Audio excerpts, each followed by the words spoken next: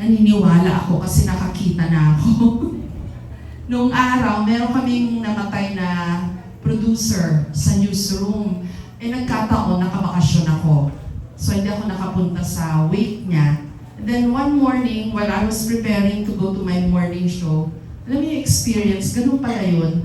Di ba sabi nila magkakaiba tayo ng planes of existence? Yung mga naka-experience na ng mga ganitong bagay. Totoo pala yun. Kasi I was not thinking of anything. Re-ready lang ako to go to my program. Bigla parang in one swoop, nagbago yung mundo. Naramdaman ko na lang, tumayo yung mga balahibo sa, totoo pala yun. Akala ko nun mga depiction lang to sa pelikula, direct.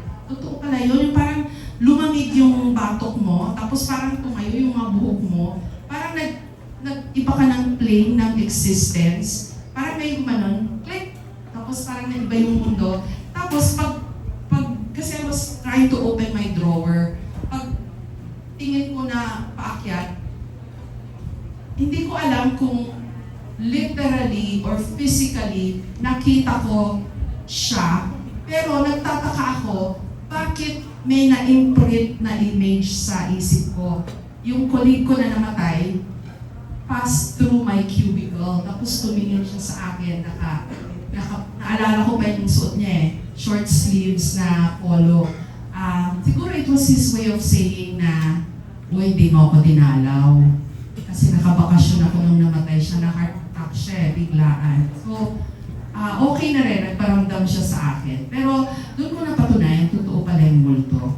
Another experience, when I was in college, psychology class, I think Psychology 101 sa UP, yung teacher, sabi niya, gusto niyong matuto about hypnotism, who would like to volunteer? Ako naman presentado. Siyempre, nagpas ako ng kamay.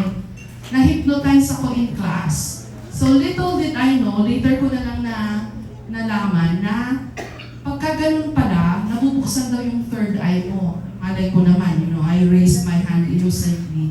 So baka malapit ako sa mga ganun. Although I try not to entertain any more thoughts about it. Isa pang nakakabagabag sa akin, yung mga napapanaginipan ko kung sino-sino ang mga tao na hindi ko naman nakikita, hindi ko naman kilala, hindi ko nakikita, hindi ko iniisip.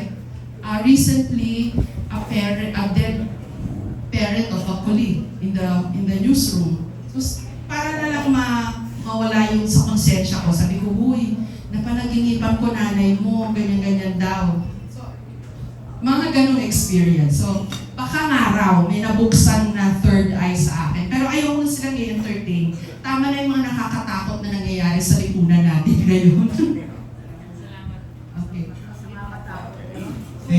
Too much information ba ako? Sorry.